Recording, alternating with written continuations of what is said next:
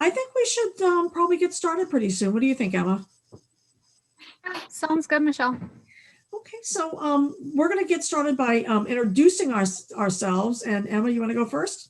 Sure. Yeah, so my name is Emma Peterson, and I'm a volunteer with Communities United Against Police Brutality. Been working with them for almost 3 years now. Great. And my name is Michelle Gross, and I'm one of the founders and currently the president of Communities United Against Police Brutality.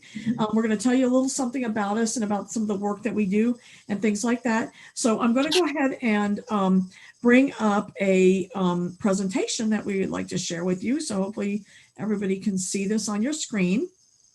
And so our plan today is to talk about police violence, the causes, the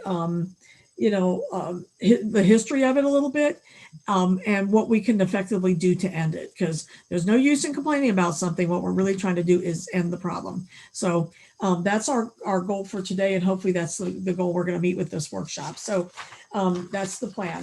And basically, just a real quick thing about CUAPB first. We are an all volunteer group, so that makes us kind of unique because we've also been around for about 20 years. And we meet every Saturday. In fact, our meeting is actually going on while Emma and I are doing this presentation, but we meet every Saturday these days by telephone. But we've been doing that for literally 20 years. And we talk about the work we're working on. People come to our meetings and actually present their cases during our meetings. And then we do a lot of work on our cases and other kinds of work all during the week. We do work in 3 particular areas. We provide advocacy for people dealing with the effects of police brutality. So we have like a 24-hour hotline. We provide immediate assistance to families and long-term assistance to families of people who've been killed by police.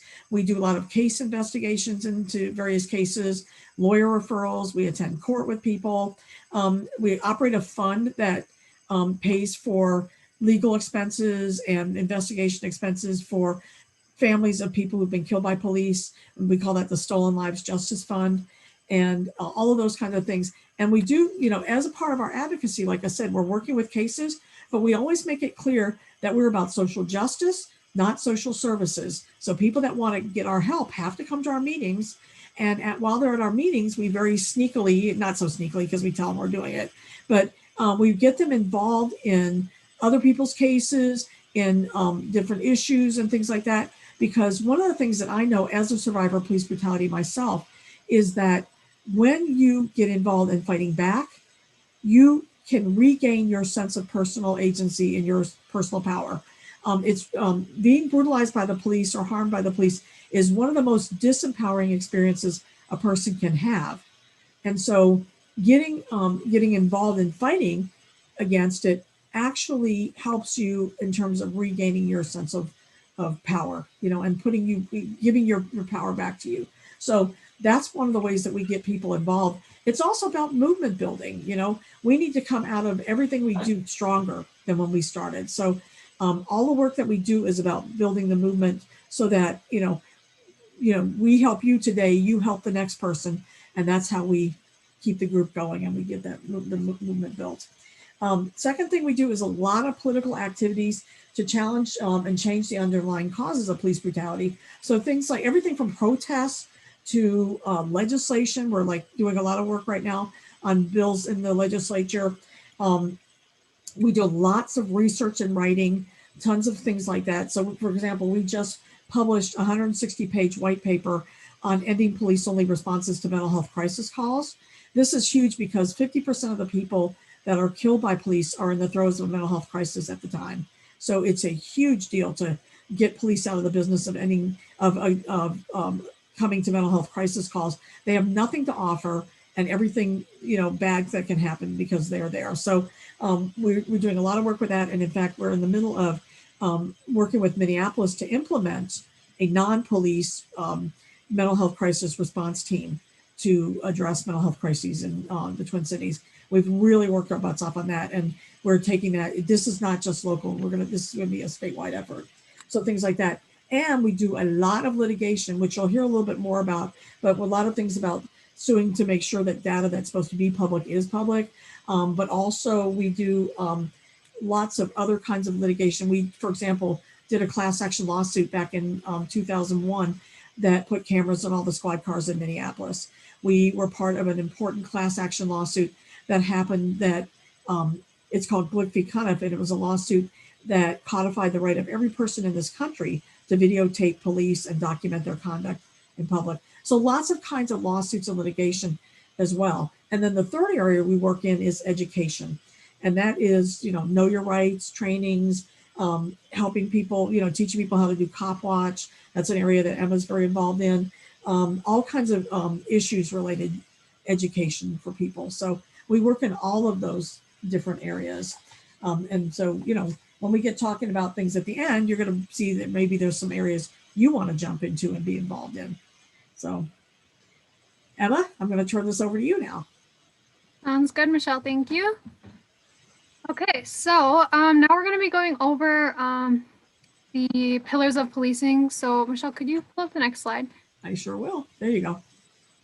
Awesome. So we're going to go over the history and the culture of policing, and also the policies, procedures, and practices, and then lastly, the accountability. And then we're going to touch on each of these topics briefly and end with some ideas for solutions in all of these areas. So yeah, if you want to go to the next slide, Michelle. Okay, so first we want to go forward with kind of our definition of what police brutality is, just so we're all using like the same language. So police brutality is a broadly used term, and it really just includes a number of activities that are committed by law enforcement agents that harm individuals and the community. So the first is the obvious physical and mental abuse, and we see this for some examples in how police officers responded to the riots over the summer, or even the peaceful protests over the summer. Then also police brutality encompasses misuse of the criminal justice system. So an example of that is here we had the Metro Gang Strike Force in Minneapolis, and that was a group of police officers for an interagency group, and they were investigated for seizing property from innocent people that they were doing investigations on with their task force, and then they seized their thousands of dollars and jewelry and property for their own personal use. So that's another example. And then lastly, police brutality encompasses misconduct. So that includes racial profiling. It also includes theft or harassment of people. So that is what we're talking about when we're talking about police brutality. Next slide, Michelle. Okay, so why does... There you go. Yeah, you got it.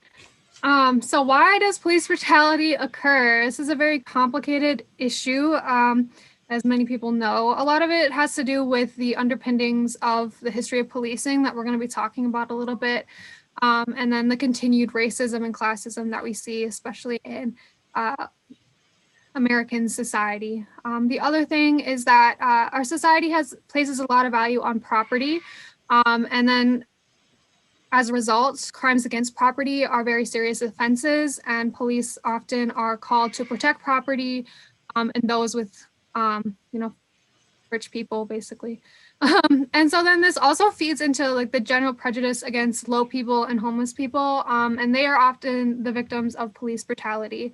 Thirdly, we have the war on drugs. And so what the war on drugs did was it really turned the treatment of how we look at addiction into a crime rather than a disease. And police officers were often in charge of policing chemical addiction. And as a result, police are often called to address situations where and they're poorly trained to do so. And sorry for the screaming, that's my cockatoo who's not being quiet. And what Michelle was talking about earlier with mental health response, we know that more than 50% of deaths at the hands of police are involved with people who are in the throes of a mental health crisis. And we see the connection here with the war on drugs and how we train police officers to handle those type of situations where they're not really trained to do so.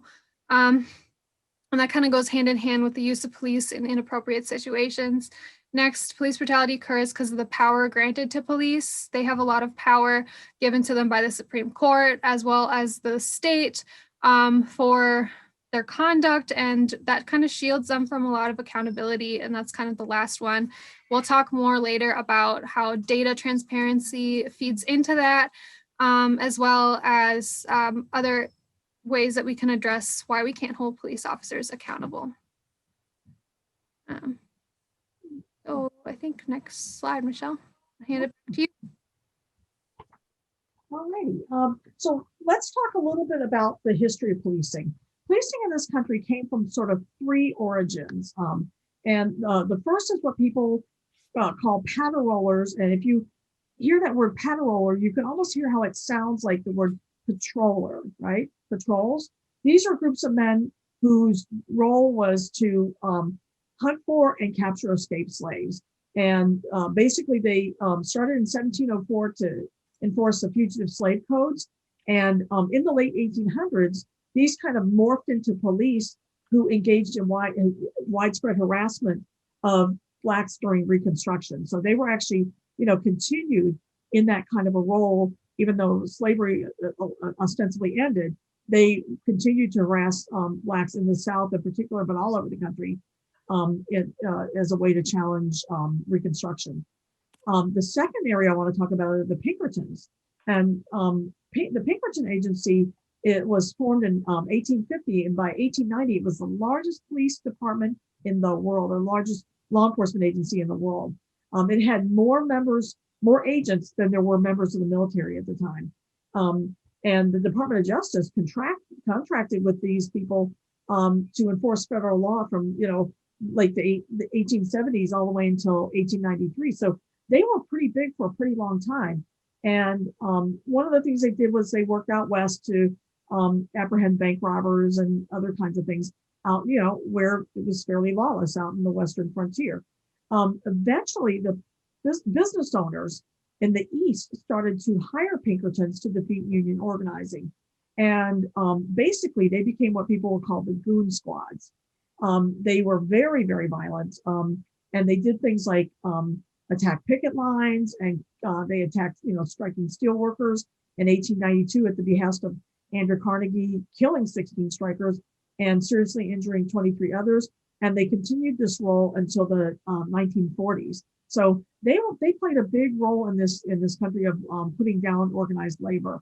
And then the third grouping of people were the private watch councils. And what these folks did is rich people, had to worry about, before there were police, they had to worry about, people coming in and stealing their property and breaking in their homes and things like that. So in the Northeast and Boston and some of the kind of more advanced, areas, at least advanced in terms of technology and so forth, they hired these watch councils. Rich people would get together and they would hire some folks to come around and basically, circulate around their houses and, guard their houses and watch and keep the, robbers and people from, stealing from their houses.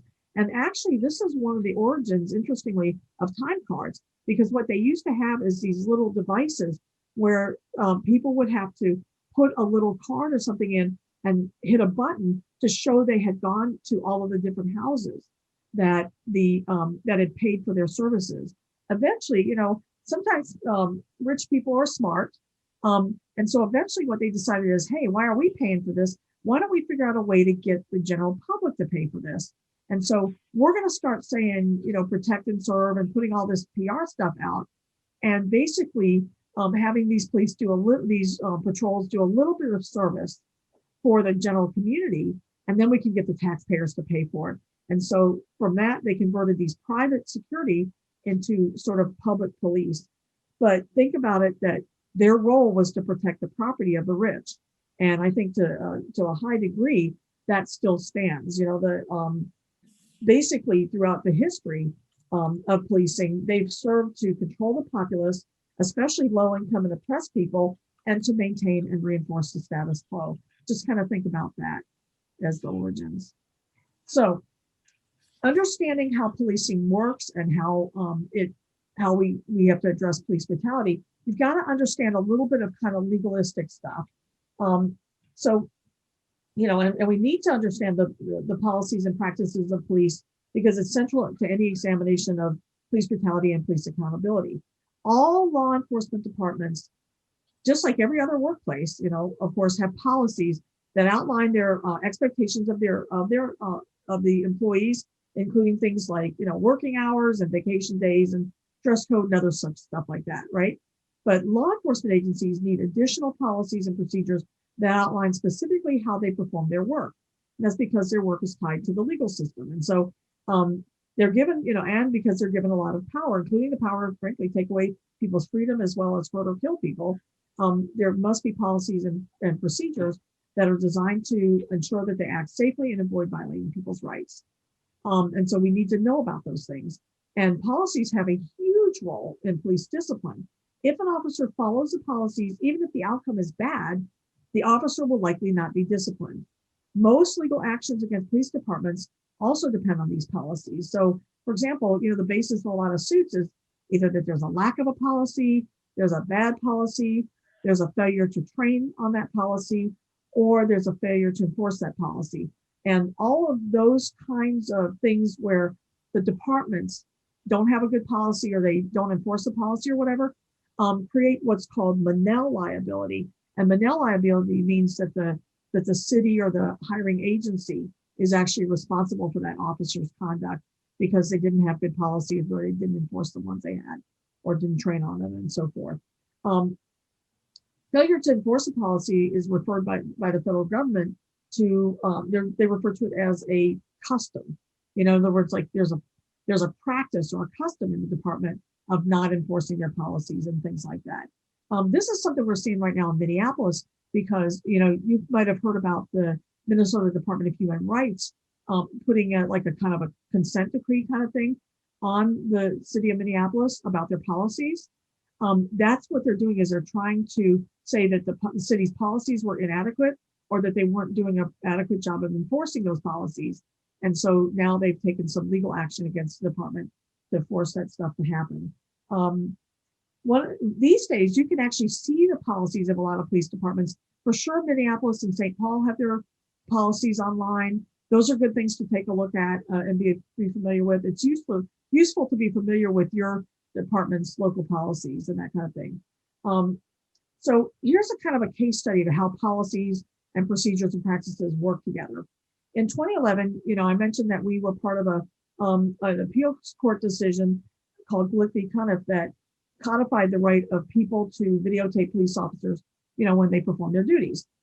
Despite this, in Minneapolis and elsewhere, people continue to be arrested for using video cameras or using their phones to tape police conduct. And we started raising a lot of hell about that. In 2012, the Department of Justice issued a thing called the Baltimore Letter. It was issued to Baltimore, but it was written in a way that made it clear that everybody was supposed to pay attention to this letter. And it required that all police departments adopt a policy, basically, that would help them be in compliance with the Glick v. Cuniff ruling. CUAPB, and despite that, we still couldn't get the Minneapolis police to do it, even though we brought out the Glick v. Cuniff ruling, the Baltimore Letter and all that. We just kept hammering away at them. They finally adopted in 2016 a policy in the Minneapolis Police Department and in St. Paul that codified the right to videotape police, or that validated it and put together procedures telling the police to stop arresting us for this, right?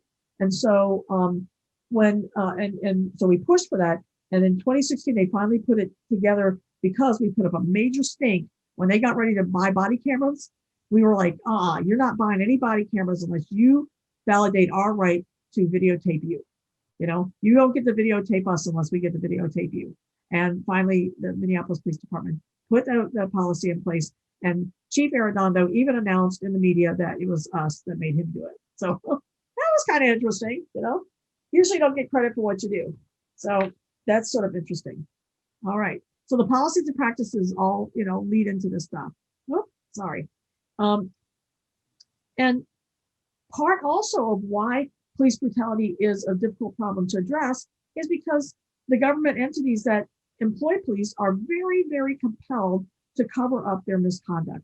Because here's the thing, the misconduct that police engage in is something that they can get sued for. The cities, the municipalities, the agencies, they can get sued for this stuff.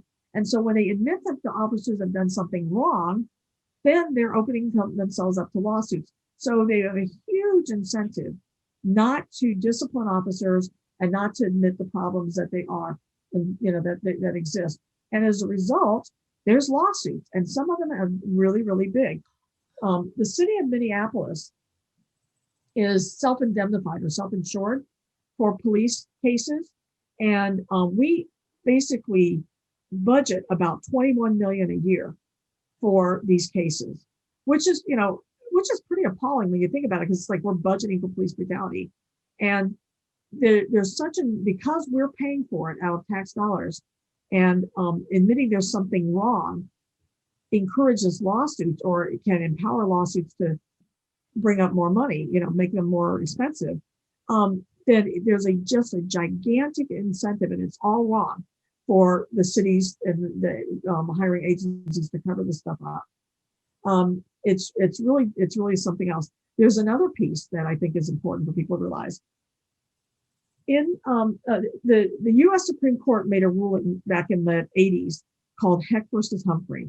And under Heck versus Humphrey, if a person gets convicted of a criminal charge related to an incident in which there was police brutality, they no longer have a civil rights case. They no longer have it. So the other incentive that cities have is if somebody's brutalized by the police, they will always get charges put on them. And then the cities will move heaven and earth to get those charges to stick. And this is not small, because it means that a lot of people are getting prosecuted for phony charges, basically to allow the cities to create what's called the heck bar, so that the person can't sue. So they'll really push hard to get these cases to stick. We call it scorched earth prosecution, and they will really work hard to get these cases to stick. So that's a big thing that the cities do around trying to sort of justify the conduct and cover it up in order to avoid lawsuits. So this is a big deal. The other things that go on government-wise is that virtually every city either doesn't have any kind of civilian oversight body, or if they have it, they keep it weak as can be, with no real power of any kind. A well-run civilian review mechanism of some type could actually be very, very good. And they do have one in the San Francisco area. So we got at least some examples of things that work. And so in San Francisco, they have a police commissioner who oversees both the police department and police chief and civilian review authority. And their civilian review authority there has subpoena power and discipline power, which is unusual. You don't see that anywhere else. And it has worked very, very well to keep the problems of policing in check in the San Francisco area. Not to say things are perfect by a long shot, but San Francisco proper has a good setup. And so that's, and they have less complaints and less excessive force than just about any other department in the country. So there is something to be said about that. There's also, when you talk about, kind of the government and the things that impede the ability to effectively, make police accountable and keep them in check. Police unions, they're very powerful. People here know about the police union, the Minneapolis Police Federation. And by the way, I want to talk about that just for a second. Police unions aren't really real unions. They're actually federations. And the reason that they're called federations is because they represent not just line staff, but also management up to a pretty high level in the police department, especially Minneapolis, is up to the lieutenant level. And so they're a weird combination. And it's problematic because let's say, sergeants and lieutenants are supervisors, they're frontline supervisors for police officers in the street. And let's say you want to discipline your police officer for doing something. Now you're going to bring in, at that point, when any officer is disciplined, they can appeal that discipline to through a union process. So the same officer and the same supervisor are the same union. And who does that union stand with? The officer or the supervisor? It's a bad conflict. And it's something we've been trying to address here by trying to get the union to break into two unions.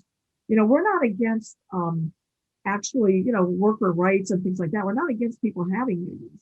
I want to be clear about that.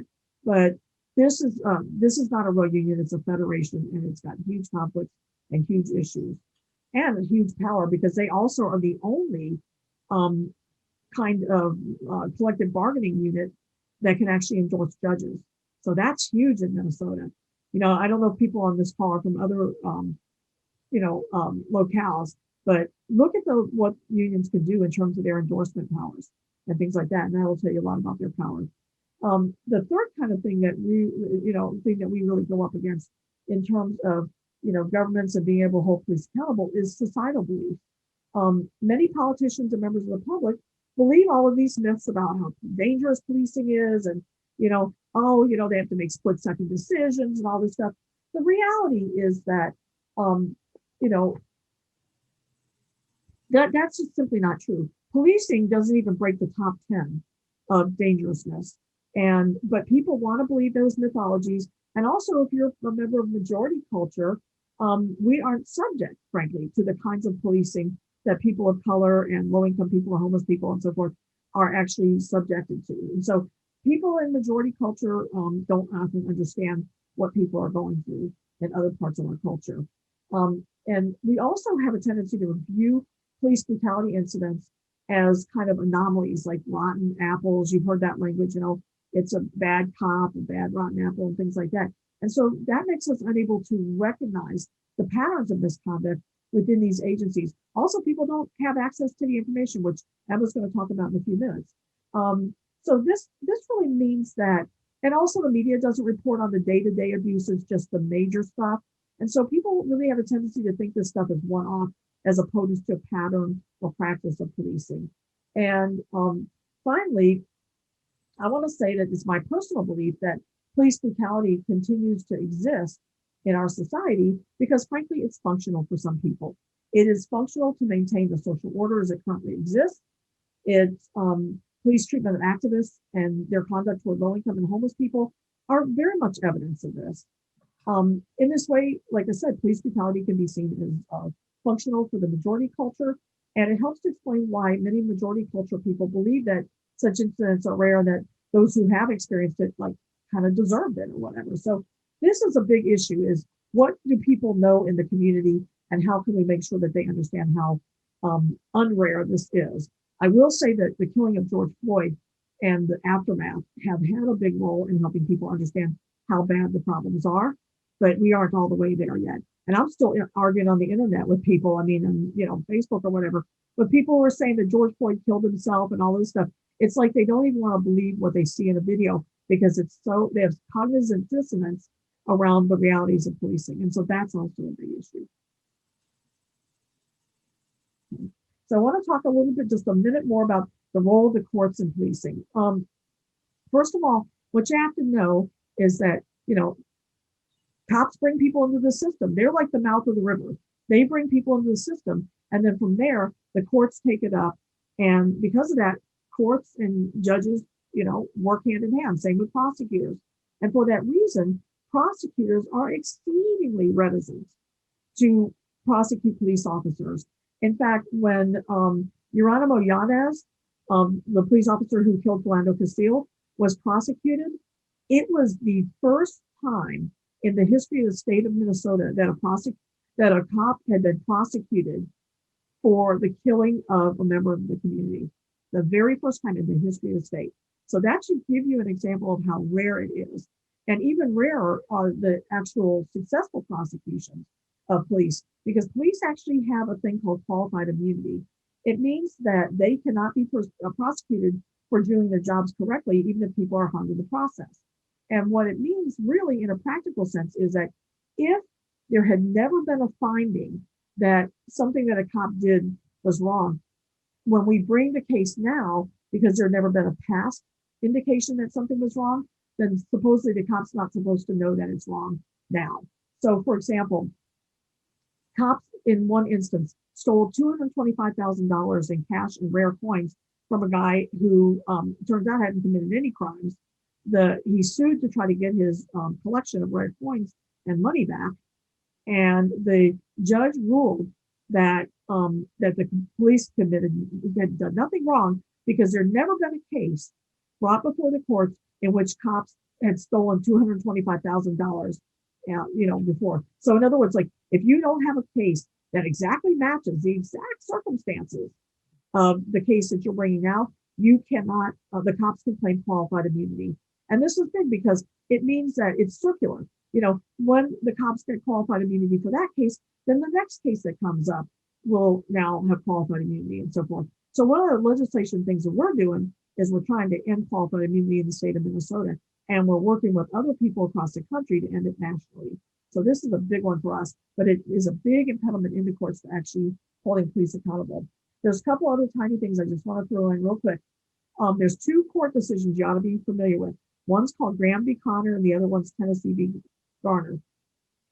In Graham v. Connor created a series of tests on the reasonableness of the use of force. And these tests include the severity of the crime, whether the suspect is resisting or attempting to escape, and whether the suspect posed an immediate threat to the safety of the officer or others. And the use of force has to be objectively reasonable in the light of what a reasonable officer would do under those circumstances, not the gut feelings of that officer. Still, Graham v. Connor is highly abused by the court system to give police a free out. Tennessee v. Garner, a few years prior, had ruled that deadly force may not be used to prevent escape unless the officer has probable cause to believe the suspect poses a significant risk of death or serious physical injury to the officer or others. So in other words, what Tennessee v. Garner did was supposedly eliminate the right of police to gun people down who were running away from them. And yet it's still happening. I'm just working on a case where a man was killed in Rice County. Rice County. My apologies, Pine County. I want to make sure I say it right. Pine County, who was running away from a police officer and he was unarmed.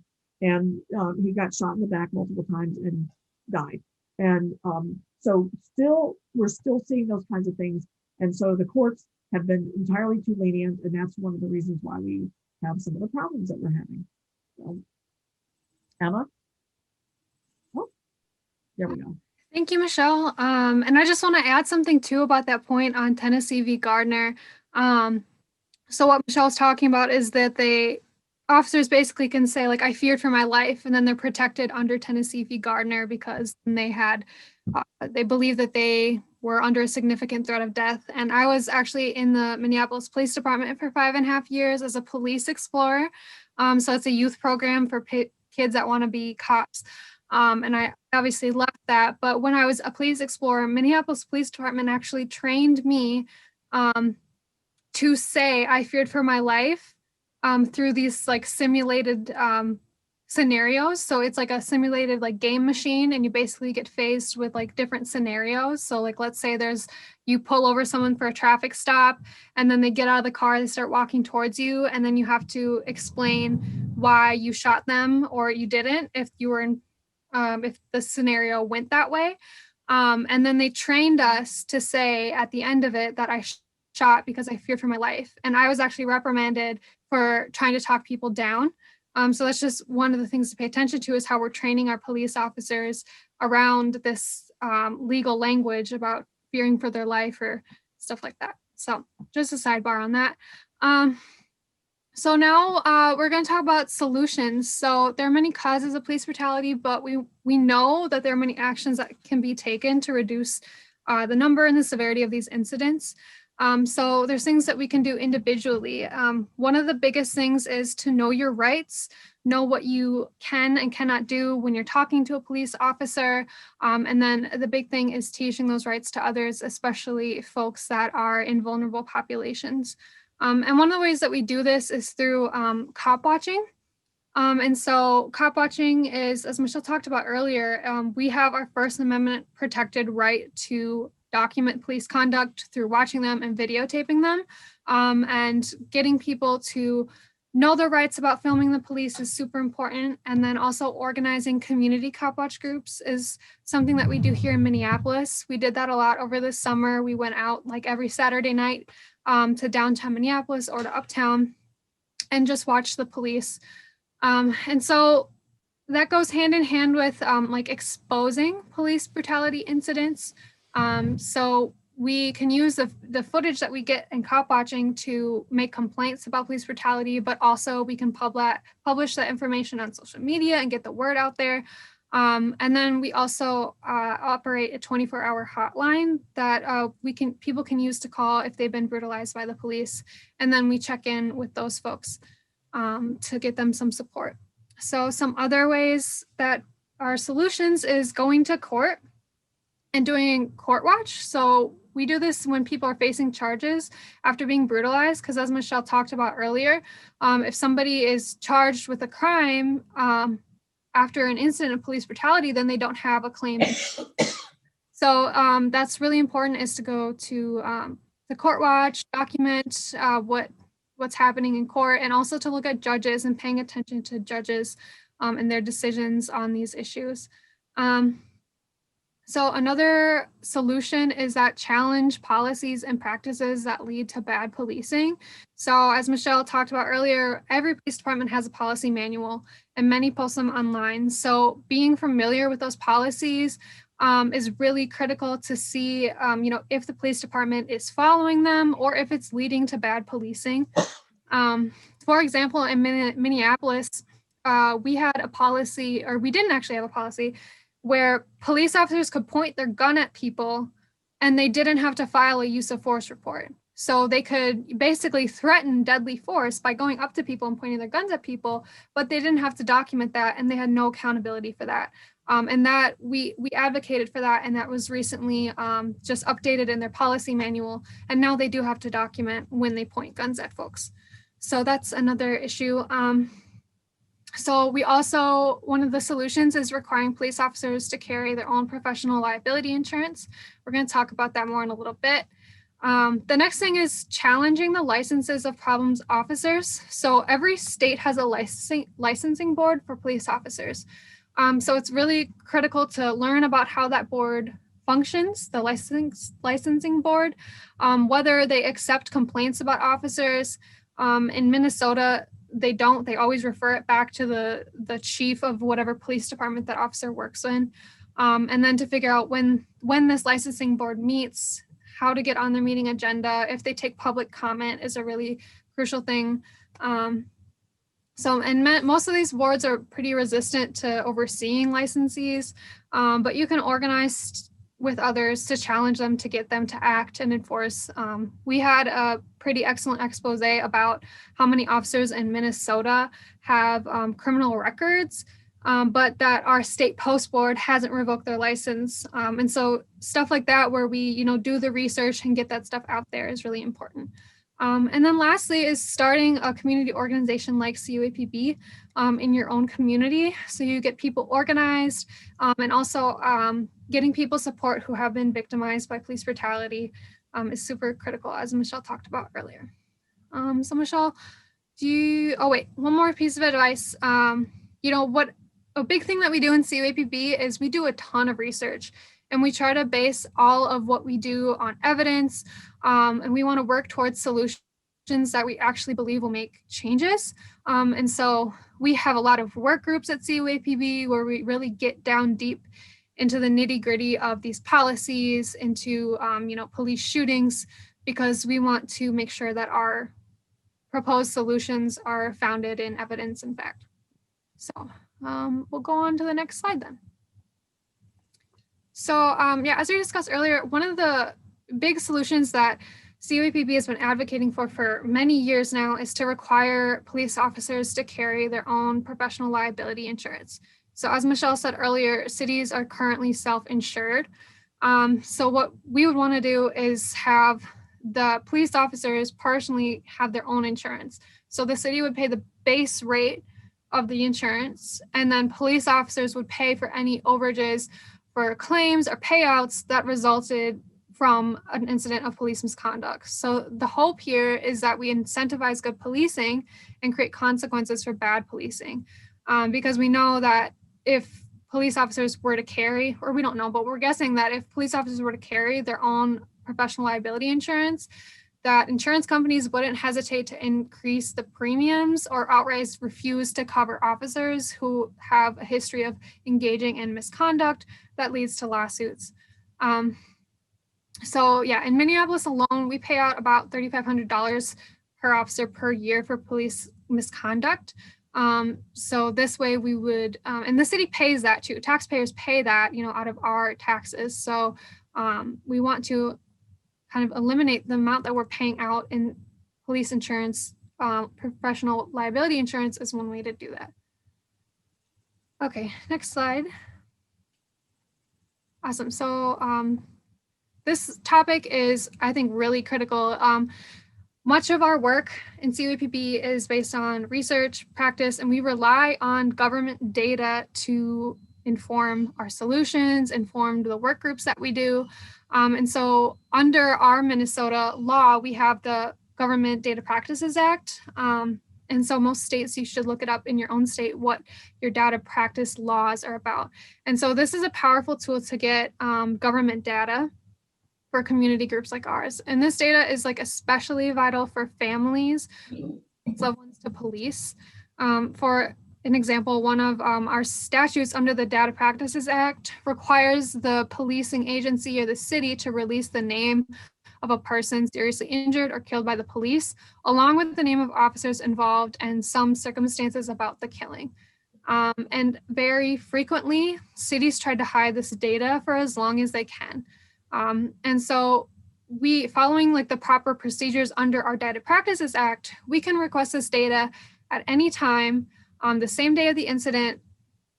And so, but many times police agencies won't release that data. So we can go to court to get an emergency injunction and force them to release it. And we've been doing that a lot here in Minneapolis. And often just like the threat of being sued is enough to prompt them to release the data immediately. For example, we just had this, I think this week, we had an individual who was killed in Robbinsdale, which is a city close to Minneapolis here. And we sent them the lawsuit that we intended to file if they didn't release the data by the end of the day. And sure enough, the data was released within 2 hours. So this is a really powerful tool that we use. Many cities have a pattern of not releasing this data in a timely manner. And we're actually in the middle of 3 lawsuits in Minneapolis for them not following the data practices law. So yeah, this is an example, and it's allowed us to reach families who need our help. And it also has helped us to build a database of police complaints on our website. So that is very important information. It shows a pattern of problem officers. And we really need data, and we needed to have it accessible and transparent for us to know the scope of the problem with police accountability and police misconduct for us to be able to do anything about it. So yeah, we'll go to the next slide, Michelle. Okay, and then really important topic when we're doing work with victims of police brutality and with family members who've lost someone to police is humanizing the victims and humanizing everyone who's shot by the police or killed by the police. This scroll here that you can see on the screen, it's a visual representation of the people who have lost their lives at the hand of law enforcement in Minnesota. This scroll includes names since 2000 and I think a few before 2000. There are over 400 names on this scroll. So we don't want them to just be statistics. We really want people to understand that every police shooting can be prevented. And we don't want to just document these cases either. We work very extensively with families. And we maintain the Stolen Lives Justice Fund, which helps to pay for independent autopsies, specially trained investigators, legal fees, and other things that families need to get justice. Because you have to think about too, when somebody's killed by the police, the families, they not only have to grieve the loss of their loved one, but they have to try to get justice for them up against, police departments, the cities, and even the state. And that's a very grand task for them. We also hold events such as protests and vigils, remembrance ceremonies and dinners to ensure that stolen lives are not forgotten. and to connect families with each other, because social support is like really important and critical for these families after losing someone. And as one of the mothers of someone who was killed by St. Paul police, I think her name was Kim Handy Jones, always says that this was being a family member of someone killed by the police is a club that no one ever wants to be in, but it's very important that they have, support with others who know what that experience is like. So that is a big solution, and I'll hand it back to Michelle. Thanks. And while we're still on this slide, I just want to throw out some numbers for folks. We've tracked 100% of cases of deaths at the hands of law enforcement in the state of Minnesota since 2000. And right now, I believe the number, if I'm thinking correctly, because of the most recent 2 deaths, I think we're at 441 cases of deaths at the hands of law enforcement in the state of Minnesota since the year 2000. So that's really a significant number, you guys. It's more than you can imagine. So I want to talk a little bit about this kind of debate that came up over the summer. After George Floyd was killed, there was a lot of conversation about, dismantle the police, defund the police, abolish the police, this and that. And people were sort of like, what does all this mean? What are we talking about here? The terms are not well defined, and they're used in different ways by different groups of people and things like that. And so that's one of the kind of the questions. And so I want to just outline our position. Our position is that, we're not opposed to abolition, but we just don't think we're quite ready for it at the place that we're at in our society now. And part of the reason that we believe that is this: people who are harmed by, like, say, violent crime or financial exploitation, things like that, the way that they access the court system at this time is by way of a law enforcement investigation.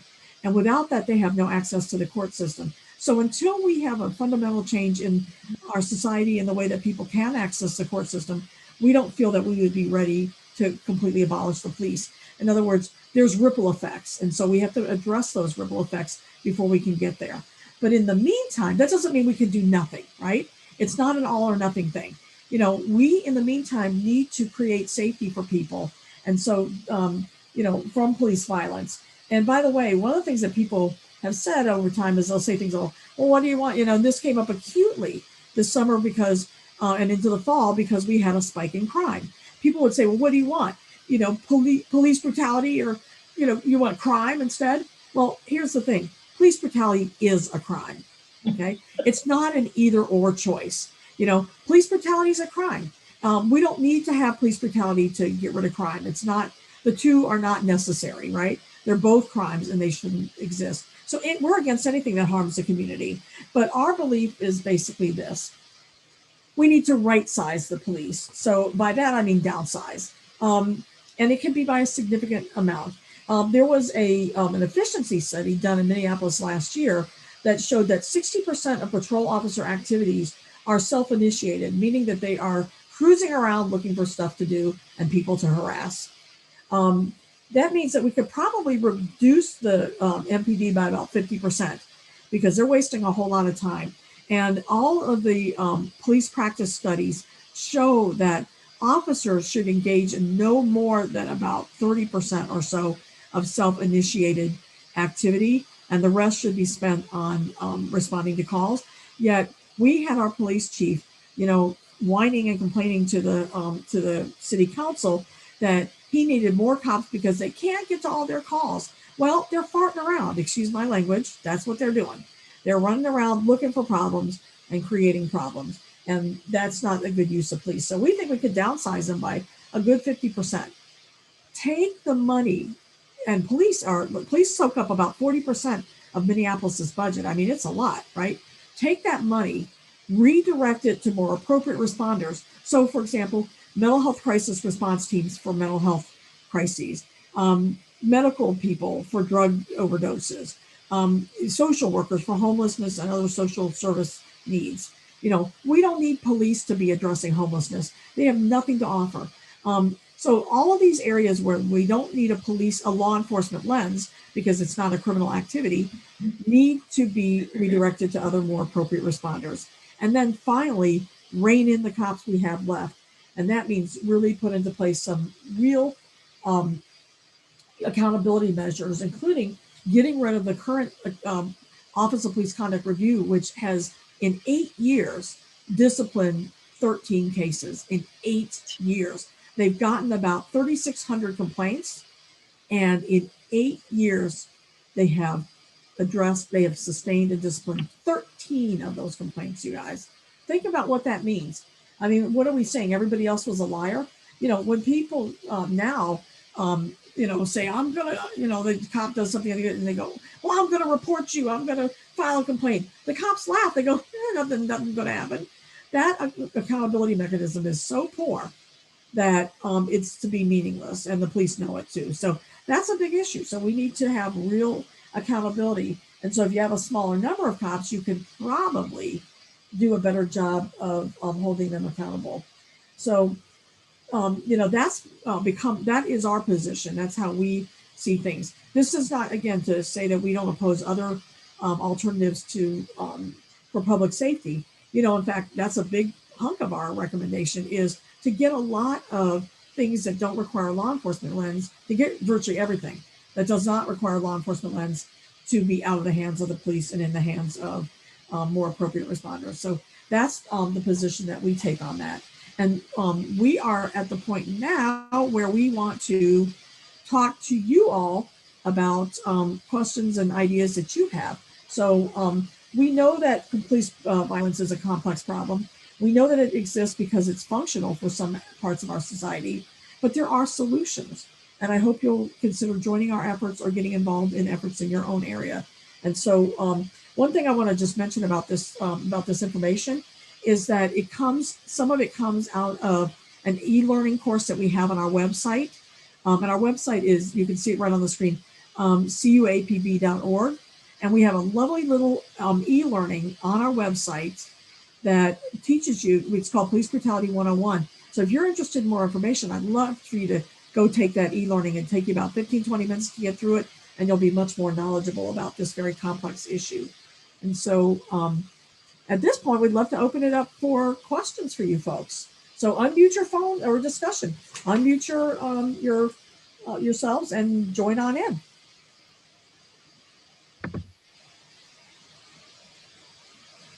Anybody? Just unmute yourself. Do you hear me? Yeah, we can hear you.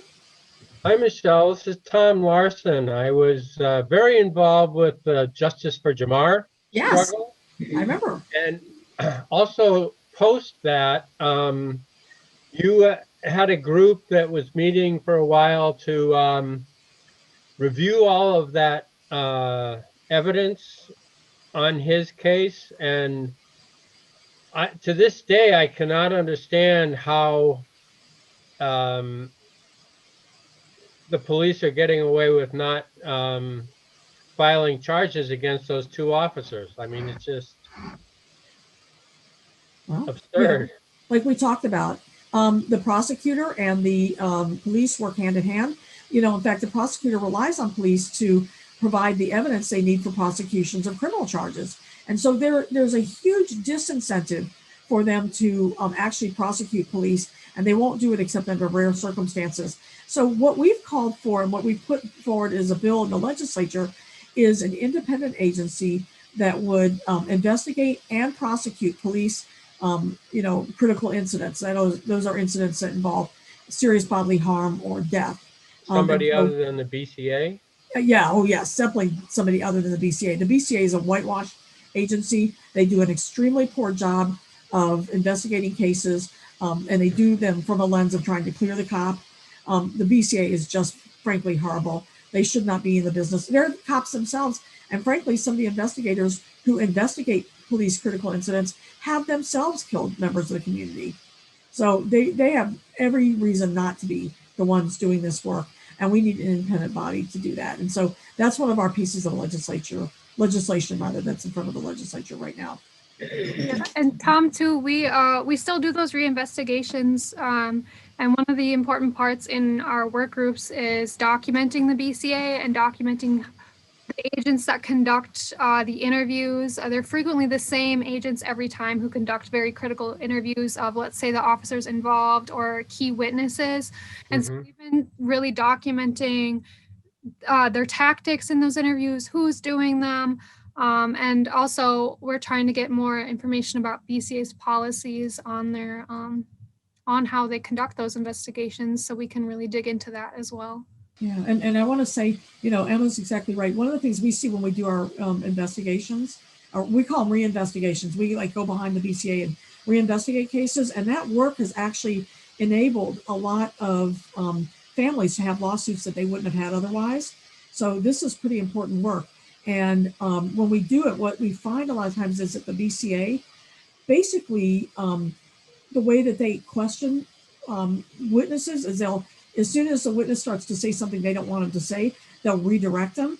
And then with the cops, they softball the questions. Like the interviews are utterly ridiculous. They do everything they can to make sure that the cops don't implicate themselves in any way. And so these investigations are done really as whitewashes to cover up for the police.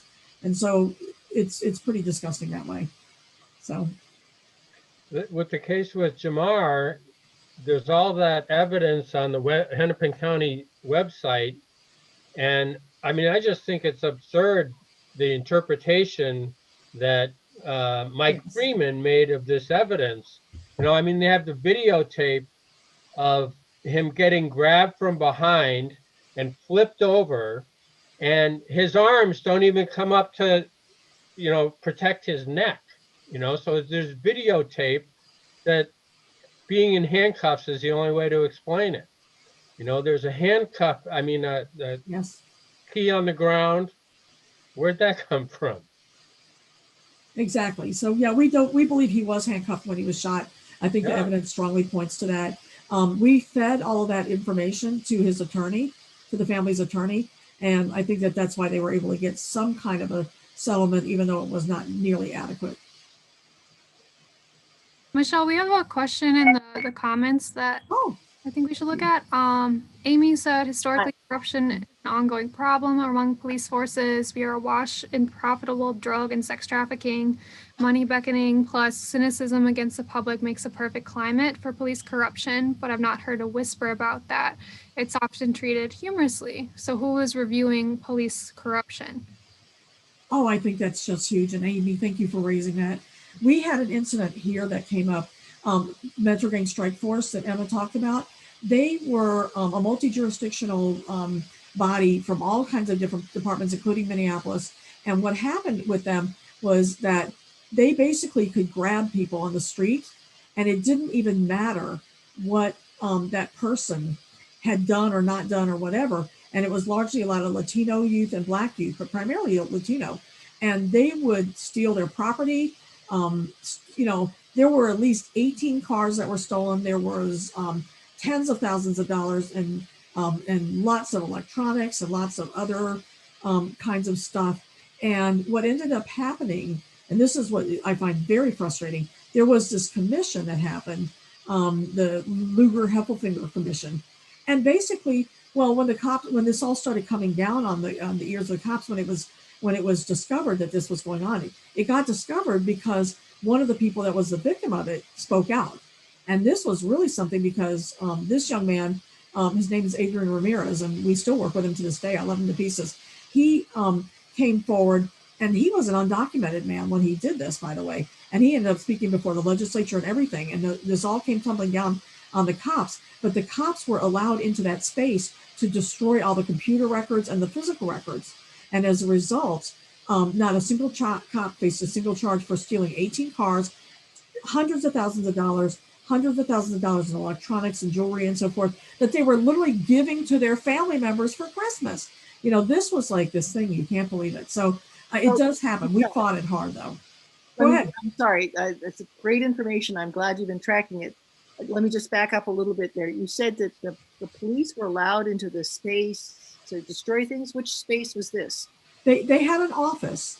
The Metro Gang Strike Force operated out of an office that had a big warehouse attached to it, where they were storing all the stuff they stole from people. And everybody was going back there picking out their Christmas gifts for their family members. It was like a little store for them, And it was in St. Paul, and the person that was overseeing all of that operation was Sheriff Bob Fletcher, who is now the St. Paul sheriff yet again. Even though he got voted out the first time because people were so disgusted by the corruption, but then he got voted back in again, and I don't understand why. It's like people have such short memories.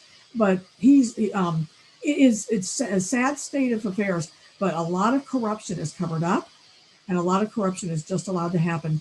Heppelfinger was the U.S. attorney for Minneapolis, and Luger was the U.S. attorney for St. Paul, and the two of them held a some kind of a commission, but they didn't do anything. And now, it's really interesting because how nefarious this stuff is.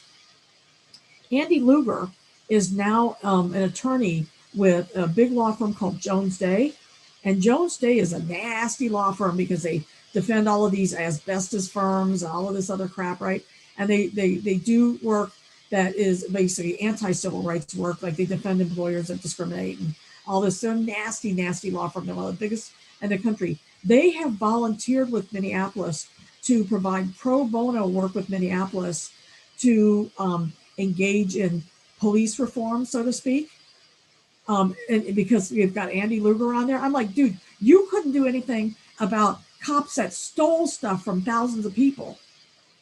Not thousands, hundreds of people. You couldn't do anything about that. You blew the biggest case of your life. You blew it. And you want to come here and help do police reform? This is one of the things that's happening in Minneapolis after George Floyd is the great privatization of police reform. All the police reform efforts that the city is willing to pay attention to are being run by Jones Day, the Minneapolis Foundation, and all of these private interests, Benchmark Analytics, and all these private interests. They will not listen to the community. They have yet to hold even one public hearing about the murder of George Floyd and the uprising afterwards. Not one. We had a series of hearings. We called them the People's George Floyd Commission. We held a series of hearings all summer long.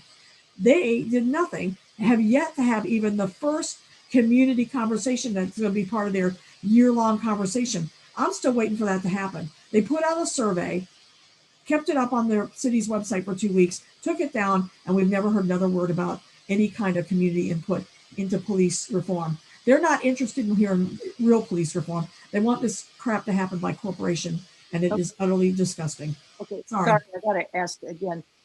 So you said that particular city commission is called what? The one that's supposed to be reviewing, that's in collusion with Jones. Okay, here's what's going on. After George Floyd was killed, the mayor said, we're going to transform police, and I'm going to have these 3 work groups, and one of them's going to be like, insiders with the city, the police chief, the county attorney, the head of the public defenders, and so forth. Then they're going to have another one of outside consultants, and Jones Day is one of those outside consultants. And then they're going to form a community body. The community body has yet to be formed, has never been formed. So basically what we're doing is we're outsourcing to corporations all of our police reform efforts. And so it's really disgusting because you can pretty much know that the police reform efforts that they're going to come out with are not going to do a damn thing to actually address police problems, because they're going to be done in ways that are acceptable to corporations who have a big stake in keeping police the way it is. So that's our outcome from George Floyd. Just saying. What other questions do folks have? Because I see people with your mutes on. You can unmute yourselves and be part of the conversation, you guys. No need to stay silent. Or you don't have to. I'm not trying to tell you what to do. Do we have anything else in the chat, Emma? No. No. Do you have other questions or anything you want to talk about?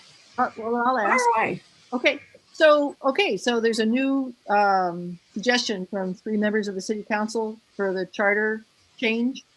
Does your organization review these things, have opinions on them, weigh in? Let's talk about the charter change. I love that you asked about that. So here's what the charter change would have done. It would have taken the Minneapolis police, and instead of having them report to the mayor, which is what the charter says now, it would move them under an agency, or a department, I should say, a department that reports to a city council committee, then up to the whole city council. So what it would have done is taken accountability, and instead of tying it to the mayor, it would have put it 3 layers down under the city council. Now, we objected to that. The reason, because first of all, it didn't do what they said. They said, we're going to dismantle the police. We're going to defund the police. We're going to do this. We're going to do that. They didn't. That charter amendment did not do any of it. Okay, first of all. Second of all, is exceedingly poorly written. And when I say that, right now in the charter, the power to discipline is assigned to the mayor.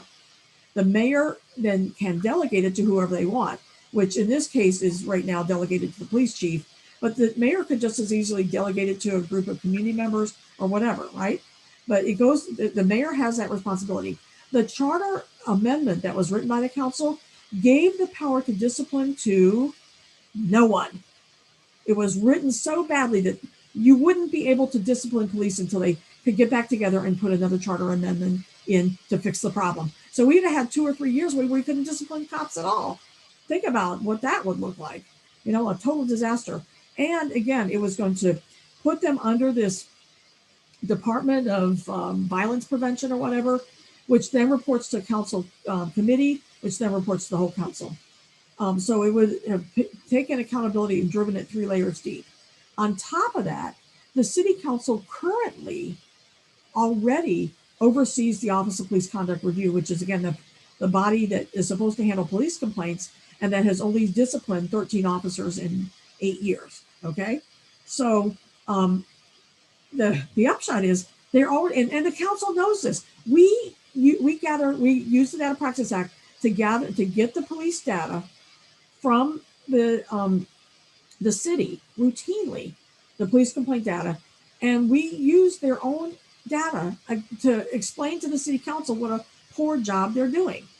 And the council, we go back to them year in and year out.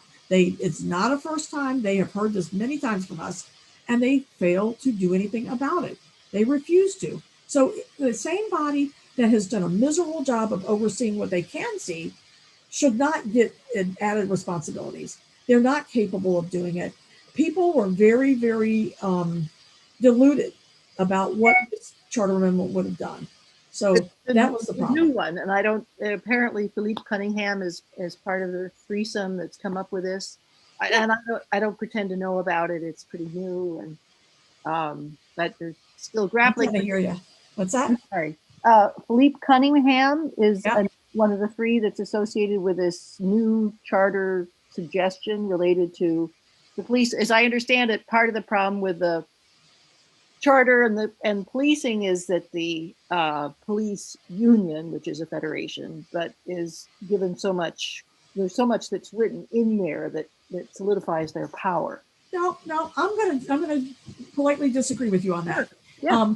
We're part of a work group that is put together 14 recommendations for changes to the police federation contract, to the collective bargaining agreement. And really, the federation does not have that much power in terms of preventing cops from being disciplined. They really don't. It's a surprising, thing. And the other thing is, if everybody talks about arbitration, arbitration is a problem. Actually, we've studied the arbitrations that Minneapolis has engaged in over the last 10 or 12 years or so, and we lose about 50% of our, actually way more than 50%, about 85% of our arbitrations. We lose a lot of arbitrations. And the reason we lose is not because of the arbitrator, it's because of what the city gave the arbitrator to work with. So, for example, if a person, if like say, a person gets disciplined, like I'll give you an example. Chief Axtell, when he was brand new police chief of St. Paul, tried to fire a guy named Palkowicz. And Palkowicz had been involved in this Frank Baker case where this dog mauled this very innocent man who had done nothing wrong. And then Palkowicz came up and stopped him and fractured his ribs on both sides and collapsed both of his lungs. The man damn near died, but for very good paramedic care, he would have died. And he got a big payout from the city. He pretty much cleaned him out. So, as he should. So, the bottom line is that Axtell fires the guy on his second day on the job. Well, the arbitrator reinstated him. Why? Because the union was able to bring in examples all the times that people had engaged in identical conduct under previous police chiefs, and they had never been fired. And of the 6 examples that they cited, 4 of them were Palkowicz. So yeah, so what do you know? So yeah, of course you can't fire because you're hamstrung by past practices. So there's a mechanism called disciplinary reset that we educated Axtel on how to implement that. He's been using it with great success, and he's been able to get his firings and his disciplines to stick. Now, we have been trying to get Rondo, the police chief here, to adopt the disciplinary reset. He won't do it. Flat refuses. And that would be how they could actually get their arbitrations. They actually win their arbitrations. But they're not. The city of Minneapolis talks a good game, but they're not really interested in actually disciplining police. And I think it's got to be obvious by now. Hey, Michelle, we had a quick question about is this being recorded, and is there a place where people can access it after? Well, I can give you the PowerPoint. We didn't record the actual session, but we can definitely make the PowerPoint available to you. If you want to put your email address in the chat, and Emma, if you'd be so kind as to grab those, then we can send you the PowerPoint. Recorded, Michelle. What? It says recording up there at the top. Oh, it does? Oh, well, then I guess it you're is recording recording. it because you're supposed to. Oh, okay. I didn't realize I was, It but will be okay. available, I'm and glad. it Thank should you. be available in a couple days on the peacestockvfp.org webpage. Rise Up Times will be .org will be posting it. It'll also be available on the Peacestock Facebook page. All of the videos from each group. So we hope they all recorded. But yours does say release. I certainly hope it is. It's a lot of good. Yay, thank you for that. I thought I was supposed to have hit the recording and I forgot to do it. So I was like, eee. But thank you, Sue Ann. Thank you. Such a relief. I didn't know. I thought I did something stupid. So do we have other questions or anything anybody wants to add? Not just questions, but comments that you want to make. I think we're kind of wrapping up on our time now, but wanted to just, if there's anything else anybody wants to add. And listen, go to our website. Seriously, we have a document, 44 recommendations for ending police violence. We have our white paper on ending police only responses to mental health crisis calls. We have a set of recommendations specific to Minneapolis.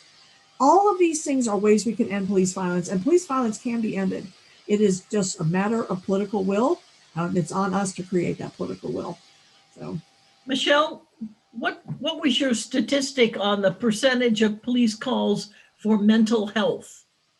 Oh, the city of Minneapolis takes about 6,500 of those calls a year.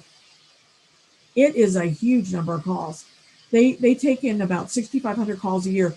In fact, when we put together that set of recommendations, we didn't just do that. We also created a roadmap for what we call the implementation roadmap for Minneapolis, and including a budget that tells them how they could do this thing. Because if I swear with these politicians, if you don't do all the work for them, then they're just too damn lazy to do it themselves. So, and that's the thing that's really important. The biggest thing that we're battling about it right now is that they want to basically have our team be a non-specific team. In other words, that would like deal with homelessness and all this other stuff. And we're saying, yes, have a team like that, but you need a specific mental health crisis response team. And in fact, under state law, that's even required, that they have to be mental health practitioners and professionals. So it can't just be some like outreach worker type. Not that those folks aren't important. I'm not diminishing them. They're fine for dealing with homelessness and stuff. But somebody that's having a true mental health crisis, you need an actual mental health practitioner or professional. So that's a big battle we're having with the city right now. Can I make a comment about that too? Another issue with keeping track of the mental health calls that Minneapolis specifically receives, but also other police departments, is the way that they categorize the call at dispatch. So if you want to look at that data yourself, it's usually under what's called an EDP call, or emotionally disturbed person call.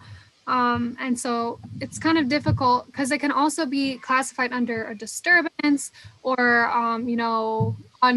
there's some word for like unclassified or like unspecified incident or something like that. So that's another issue. It's hard, but the best guess that we have is about 6,500 a year. Thank you. Alrighty. So if there's no more questions, I see some things in the chat. Or there's anything we need to pay attention to, Emma? Thank you. That's why it's so great to work hand in hand with somebody that's younger than me, who knows how to keep up with that stuff better. So, so I want to say thanks to Emma and thanks to all of you for joining us today. Thank you all. And thank you, Michelle, too. I mean, you put so many years of work into this, so thank you so much. And get involved, you guys. Don't be strangers. This is important to everybody because listen, it's not just average ordinary folk that are the brunt of police misconduct. We know that activists get our butts kicked too, as you all know, and we saw it during the uprising. We've had after the uprising, just to say this, 5 people lost an eye in the uprising from police weaponry. This kind of stuff. And we know what it is. Some of us protested for the RNC. Some of us protested, lots of protests. Everybody does protests, related to the inaugurations, all these kind of different things. And if we're not out here keeping the police in check, all of our rights are at risk. So thank you all for being part of this. And thank you for the work that you do. Thank you, Michelle. You've done a fabulous job and opened a lot of doors and ideas. And with that, I'm going to go ahead and end our session. Thank you all again so much.